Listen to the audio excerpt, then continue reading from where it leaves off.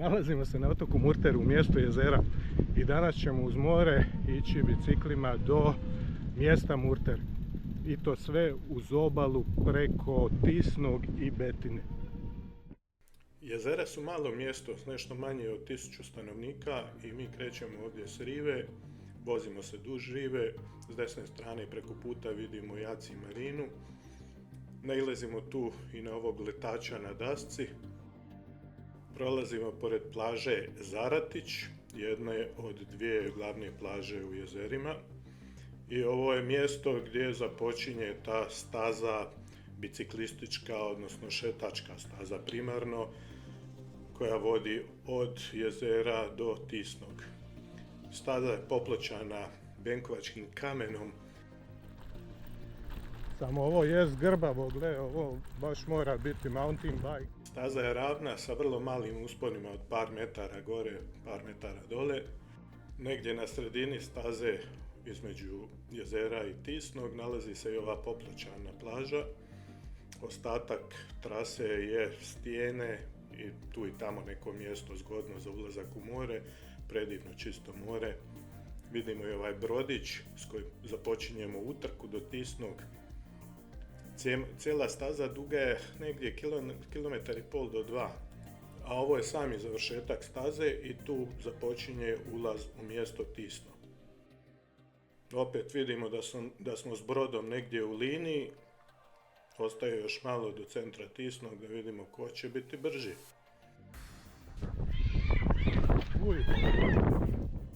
Upravo smo svjedočili jednom catfightu.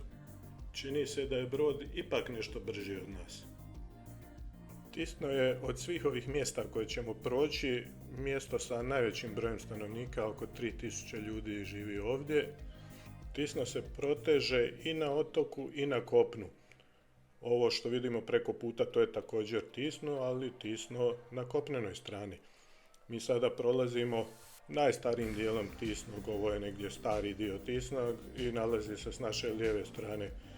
A s desne strane vidimo ovaj brod koji je ipak nešto brži, iako u stvarnosti nije brži, ali evo mi smo zastali tamo par minuta, tako da je bilo dovoljno vremena za brod da nas prestigne. I evo ga, tu stižemo do mosta koji se tu i tamo diže po potrebi, kako je najbolje, a diže se u sezoni u 9 ujutro i u 6 navečer. Svake godine se ovdje održava i daleko poznata međunarodna utrka tovara. A most kada se podigne 2 puta dnevno ostaje dignut 20 minuta. Ovo je jedina dionica gdje se baš mora ići po cesti i ona je vrlo kratka, evo ovih nekih 50 metara, a onda već se može skrenuti desno na ovu obalu, na parking, pa uz obalu, a može se naravno nastaviti i po cesti.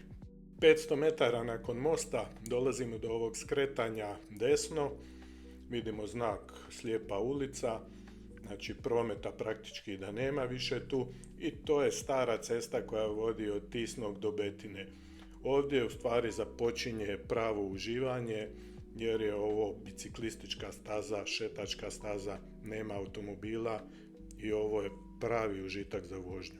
Tu možete dovesti i djecu i jako često se srećuju velike grupe biciklista, tako da pravi užitak. Odmah nakon ove plaže s desne strane nailazimo na uvalu Lovišća, što je istoimeni naziv plaže Lovišća i autokamp Lovišća. Mi prolazimo neposredno nakon Uskrsa, znači ovo je sami početak sezone i vidimo da su već prvi kamperi stigli na svoje pozicije. Ovo je jedna od 3 glavne plaže u jezerima. Interesantno da ovaj kamp i ovo područje pripada mjestu jezera, iako smo sad prošli Tisno. Cijeli ovaj otok Murter ima vrlo neobičnu administrativnu podjelu, no o tome kasnije. Nalazimo se na samom kraju kampa, izlazimo iz kampa i ovo je prvi uspon na koji nailazimo na cijeloj našoj trasi. Iako se to ne čini, ali uspon i nije tako mali, tako da je zgodno imati bicikl s brzinama, neki mountain bike ili kao ja neki mali poni sa elektropogonom. Uspon je vrlo kratak, nekih 100-200 metara, a nakon toga dolazi spust, pa opet jedan mali uspon i onda se nalazimo ovdje na ovoj uzvisini sa koje se već vidi mjesto Betina. Najviša točka na otoku nalazi se na 125 metara nadmorske visine, ali to nije ovo mjesto. Ova dionica od Tisnog do Betine duga je 6 km. Ovdje treba malo pripaziti da glava ostane na ramenima, po mogućnosti, i stižemo u novu uvalu, novi kamp, novu plažu. Plitka vala. Govorimo 20 na sat kroz ovaj kamp, ne smije se brže. I konačno stižemo do Betine. Nalazimo se na samom ulasku u mjesto Betina.